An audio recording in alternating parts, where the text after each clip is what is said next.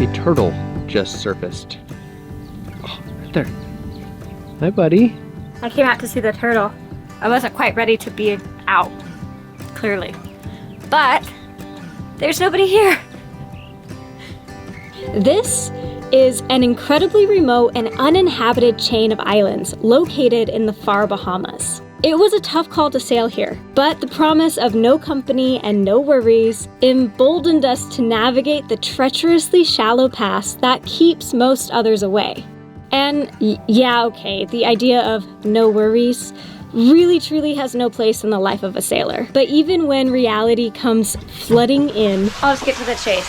Our boat is taking on water and we don't know why. We're still face to face with our new pinnacle. Can I come? We will inevitably compare every future expedition to our first taste of the Ragged Islands. Oh wow! There's dolphins! No, get in the dinghy. Cool! Oh, they're with us right now! They're right here! Dingo, stay in the boat! No! Okay, this is Magical! We had to put the camera out and let the dogs settle down. They were freaking out like this. settle. Good boy. Look how low. They're just chilling with us. Can you get it? Penny, back up. Good girl. Good girl. I don't know a lot about dolphins, but I'm pretty confident they knowingly antagonize our dogs. They tend to hang around longer when they see them, and they watch the dogs up through the water. And who knows, maybe our dogs can understand whatever ultrasonic slurs they're saying, because we always have our hands full just trying to keep the dogs from going in after them. Oh my goodness. I will say though, Dingo is the best judge of character I've ever met, and he definitely believes that these specific dolphins are supposed to be his best friends.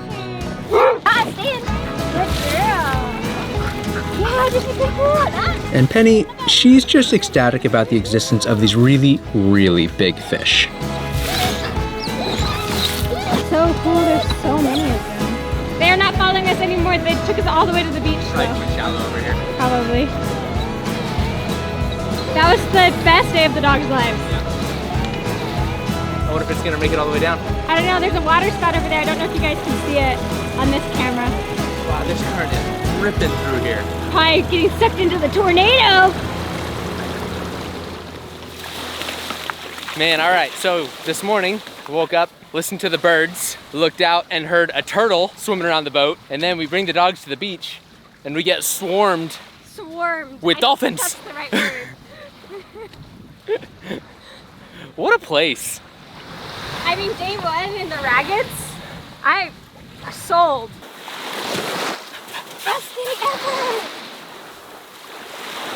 This week's episode is sponsored by AG1. AG1 is a foundational nutrition supplement that supports whole body health. We're talking vitamins and minerals and prebiotics and probiotics and superfoods, adaptogens, and all kinds of really good stuff. AG1's formulation is based on the latest science and maintains the highest quality standards. Their approach is even published in peer-reviewed scientific journals. I had done my own research for what supplements I needed and came up with an entire chaotic mess of pills, gummies, and powders and tinctures, which was inconvenient, hard to maintain, and a lot of it actually tasted really awful. So when I finally found out about AG1 and looked into it, I was thrilled to find out that it had everything I'd collected plus more. AG1 took all the guesswork out of the equation, and I haven't looked back. And I'm super grateful, and I love that they sponsor us, and I love recommending it because it's a product I really believe in, especially because it is super easy and simple. 8 ounces of water and a scoop of AG1 every day. That's it. It can fit into any lifestyle and seamlessly just fall into any routine. AG1 is empowering people to take ownership of their health, and you can get started too at drinkag1.com/Expedition Evans. Go there, it'll get you started on your first order. You'll get a year's supply of vitamin D3 plus K2, which is a super important fat-soluble vitamin, plus 5 free AG1 travel packs with your first purchase. Oh yeah, we have to tap it now.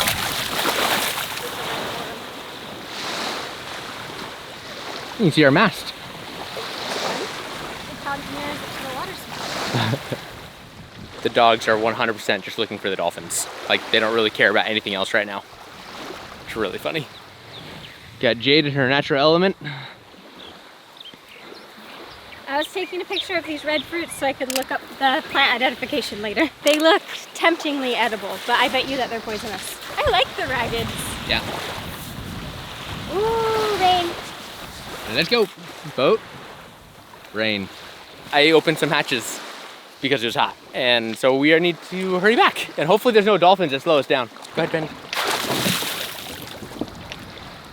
Go ahead, Denise. That's a good boy. Oh, you missed a little. I think the dinghy got too close. Yes. I have a sports bra for longer dinghy rides for comfort. But I didn't need it on the way because we went so slow because of the dolphins. But I think we're gonna go fast now, right? Yep, gotta get back before the rain gets there. Okay. They're looking for the dolphins.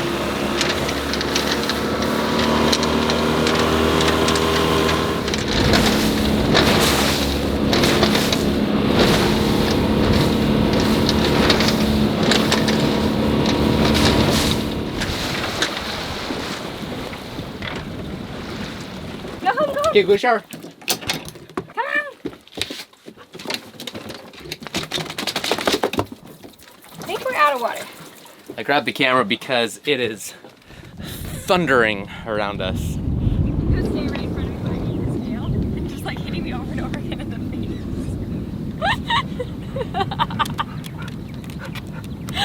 face. Just like bam, bam, bam.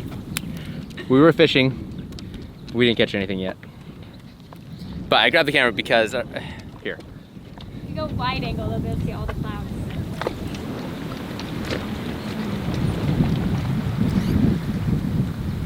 So yeah, there's storms here, just squalls, nothing major, but there is thunder, which generally means there's lightning. Here, watch this.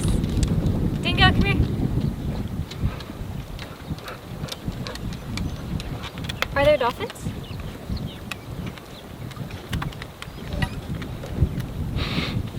Oh, she's licking the lure. No, don't do that. That first squall definitely passed by us. Are there water spouts if they don't touch the water? This second squall is at least threatening us. It's already calmed down a little bit though. But it's a bit windy out here.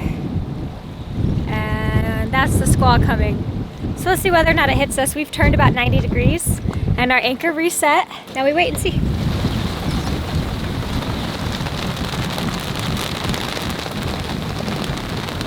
The Bahamas are known for its squalls. You've heard us call them out before, and we've definitely experienced our fair share while cruising through these waters.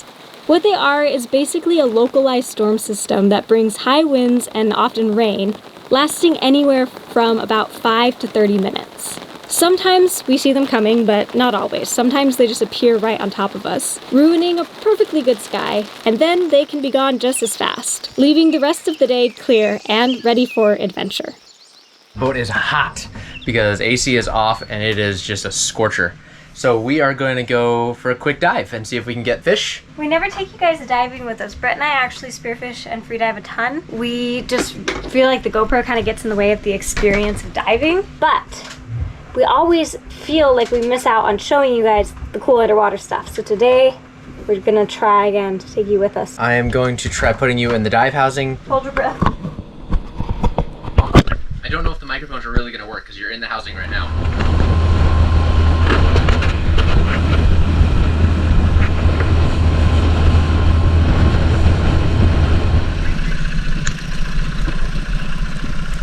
Hi. I think this is good. Do you think this is a good spot? Yes. We had heard how amazing the diving was in the raggeds, but I still wasn't prepared for what it would be like jumping in on top of a school of hogfish. Seriously, there was like 8 of them sitting there.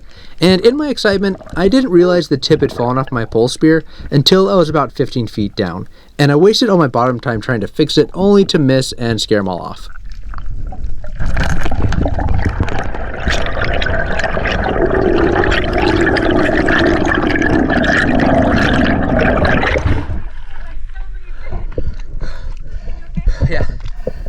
I missed that first shot, and I'm gonna blame it on getting used to this new spear.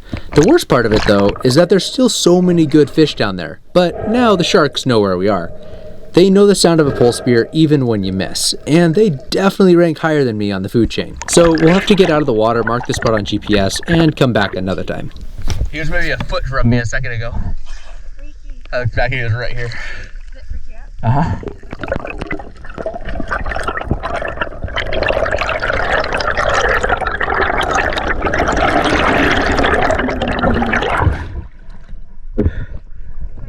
Yeah. It's hard to call it. Yeah. I need to fix my spear too. Yeah. I spent half my time trying to fix it. It was big.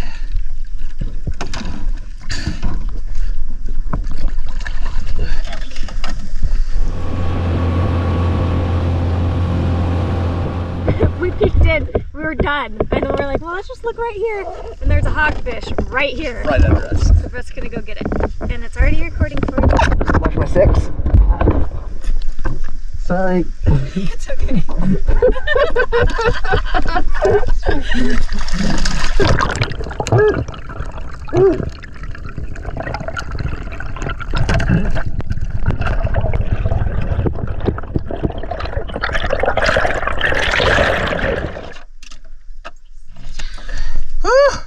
And right as I got to it, there was a huge grouper staring at me. And I was like, nah, I want a dog.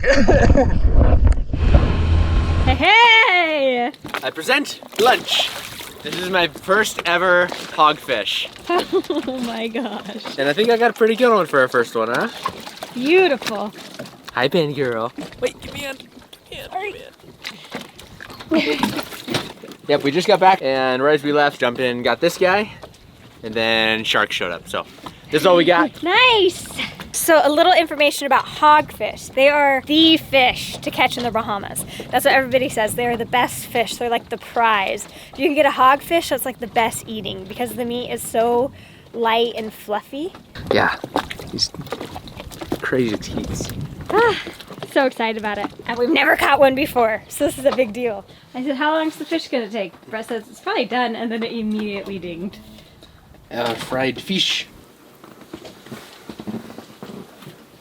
Delicious. Light, flaky, and delicious. It's so calm. And we're gonna hang up our hammock and just enjoy it. Our hammock setup is actually super easy. Dingo, no. Oh, that makes it a little more difficult. Come here, buddy. Come here. Come here. Come here. Come here. And this just goes like that on the cleat. Done. Hammock. Perfect. Come here.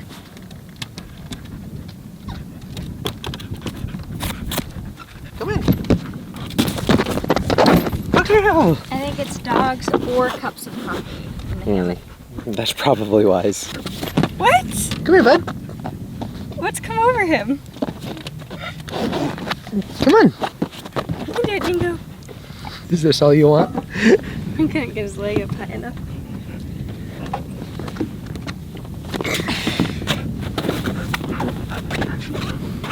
Alright, that's adorable. We've kind of adopted this new thing when we have a lot of beaches around us. We're trying to go to a different beach every single day, so that's always like a fresh experience. Because often we'll be in one anchorage for quite a few days while we're working. So then that way we kind of still have the feeling of we're exploring somewhere new while being in the same place. So this time we're gonna go around and through this cut because we saw a huge beach that looks really nice. So we're gonna go check that out right now. It's pretty shallow through here. You can see the bottom. Wish I pressed one very slow. Nice. Okay, Penny, get in. Good girl.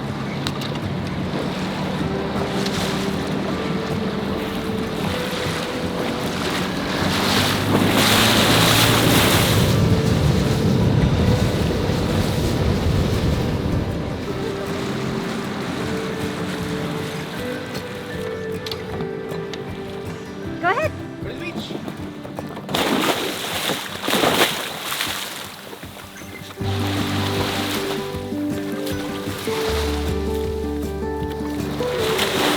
Shout over here, tell everybody what you're doing. It's swell is shoving water over the back, filling the dinghy with water. I don't want that. Should I put the camera down and help you? Yeah, pretty good, I think. I mean, you did great. I wasn't saying you weren't doing great. Oh, okay. I mean, that'll do.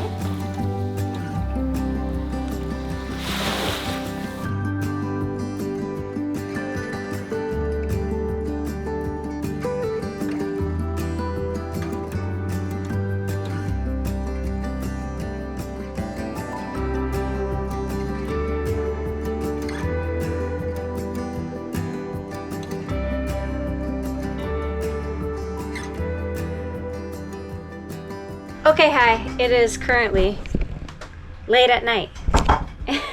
And we heard the bilge pump going off. I'll just get to the chase. Our boat is taking on water and we don't know why. Welcome to the chaos. Don't worry about my stress. I'm not stressed. I'm not stressed as you dump buckets of water down the sink. Currently, our thought is that it might be coming through the rear AC. Both of the air conditioners in our boat are water cooled. Water cooled's the wrong word, but they use the ocean water to work, which means that they bring ocean water in through the boat. I don't think that's what it is. You don't think that's what it is? No. Oh, no, because I went back there and looked, and it's actually pretty dry back there. Oh no, that would be like such an That would easy be answer. great if that's what it was. Oh. My current suspicion is that it's the prop shaft seal. Ooh. Potentially the cutlass, because we did get Ooh. fishing line wrapped around it recently. Yeah, we ran over a line, but it doesn't have a line cutter on it. It was in. No, it was wrapped around. It does have line cutter, but it was still in the cutlass. Yeah, we had a fishing line get in our prop, and Brett dove down and got it out after we anchored. Did you film that at all? No, I don't think so. I didn't film it at all. Right now, the phase we're in is get the water out of the bilge and see how quickly it fills back up. That'll make it a lot easier to identify where the water is coming from. Ideally, for those of you who are unfamiliar with the concept of boat, the seawater is supposed to stay on the outside. Yeah, let's cross the Atlantic. We were just planning some big passages today and then this happened. Oh, man. Before we left Long Island, I inspected our engine and everything was fine. There was no water in there. That was like 3 days ago. I know. There's a lot of water in 3 days, so Exactly. this is not a slow leak. That's more of the concern. It's like a moderate leak. Like, it's not a fast leak. The boat isn't sinking. I mean, it is, technically. Yeah, I think we're always constantly sinking. We're always sinking a little. Yeah. No, we're sinking at a moderate rate, but like, you know, we could probably still fix it. Not time to deploy the life raft yet. Not yet. Not yet. So the question is, has this water been building up over the last few days, or has it been building up over the last 10 minutes? Agreed. Agreed. Okay. This is where we first noticed the water. The boat rocked and we heard it splosh. And the then water, the bilge pump went water does eventually make its way to the bilge pump. Yeah. But it takes a long time to get there because it has to go through all the little channels and ducts of the bilge to get there. It would get there faster too, but our boat's a little stern heavy right now. All our back tanks are full, our front tank isn't full. And we also have a lot of heavy stuff in the back. Since the bilge pump's in the middle, the water has to go uphill before it can get to the bilge pump. Where's the charger? Right there. Unfortunately, this room's a bit of a mess. We've been deep cleaning today. I'll show you what I did. Look how nice these couch cushions look. I just scrubbed them and conditioned them. I didn't realize I was afraid of our boat sinking.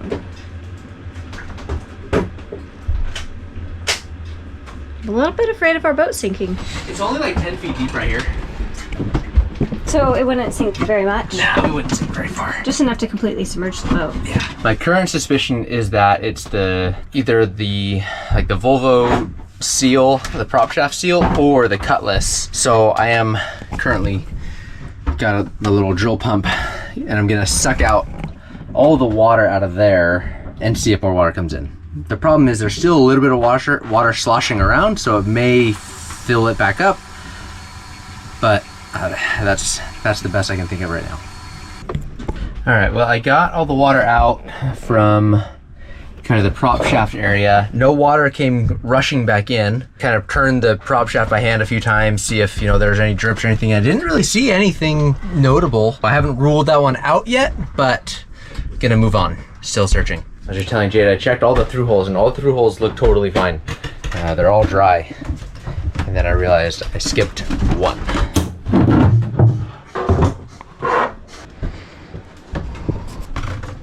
But this through hole's dry. I have emptied gallons and gallons out of our boat and come to no conclusions. Well, I guess I have some conclusions. It is salt water. It's not geysering in. I can't pinpoint anywhere that it's coming from, which is good and bad. Good because we aren't gonna sink tonight while we sleep. Bad because I don't know what to fix. My hunch right now is it still could be the prop shaft and or it's the air conditioner. We really don't run the AC very often. The reason we ran it yesterday is because we were infested with no-see-ums. I stood up and I was like, oh look, I think that's no-see-um. And I stood up and squished one with my thumb and it was bloody. I was like, yep. We spent the next 3 or 4 hours going around our boat, just going like this. We knew there were no-see-ums. We sprayed a bunch of essential oil, lemon, which was your guys' recommendation last year, and it works, and I remembered it. Lemon peels that were boiled, then take the water, put eucalyptus oil in it. We sprayed that all around down low, and then we also made the boat super cold with the AC. And that forced all the no-see-ums, they all collected on the ceiling, and then we went and we squished them all. We pretty much got all of them. So mission accomplished. We should have counted, we didn't count. We probably had at least a couple hundred no-see-ums and 10 or more mosquitoes while we were at it. I wish we had filmed for you guys. We were in the middle of transferring all the files off of our SD cards. Just believe us. It was chaotic. Let's see, I don't think there's any. Jade went around and wiped up all the blood, but I think all the blood's gone. Yeah, I washed it up. But the ceiling was kind of a massacre. But anyways, I know the air conditioner was leaking for a while, and we ran it a lot the past few days trying to get rid of all the no-see-ums. I know it was leaking because all underneath the couch is wet and soaking wet, and I fixed that today, maybe. We'll have to try it out later and see. But that was definitely dumping gallons of water into the bilge, and we ran it for hours yesterday, didn't we? That could be it, honestly. I'm not going to run the AC. Maybe give it a day. I think that's it for the night. I killed that little drill pump. I cooked it. I think we have one more. Should probably stock up on those. I'm gonna leave the engine covers all off. We're on anchor right now, so maybe tomorrow I'll put it in reverse and just have the prop shaft just kind of running, just kind of pulling on the anchor as if we were setting the anchor, and see if any water ingresses. I'll pour back in the morning, see if there's anything new.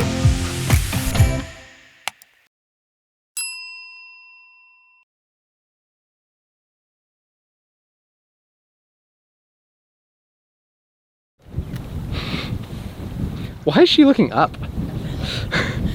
Is there something squeaking up there?